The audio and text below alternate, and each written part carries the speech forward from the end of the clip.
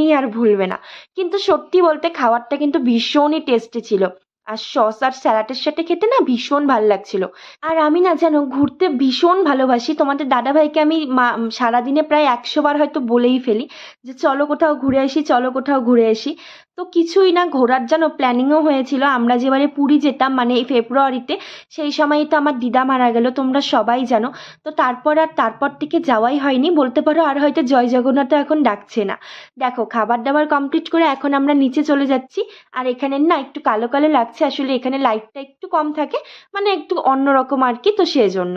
তো এই তো বাড়ি চলে এসেছি, বাড়ি চলে এসে এখন ফ্রেশ হবো, ড্রেস ছাড়বো, তারপর প্রচুর প্রচুর ভিডিও এডিট আছে, তারপর রেকর্ডিং আছে, সব কিছু করে তারপর ডিনার করব রাতের বেলা। রাতে আর ডিনার করতে পারবো কিনা জানি না, তবে বরকে ফোন করে শুনে নেব। আর এই যে দেখো আজকে বাজার থেকে না নিয়ে এসেছিলাম অনেকগুলো লিচু। তো চলো সবাইকে টাটা।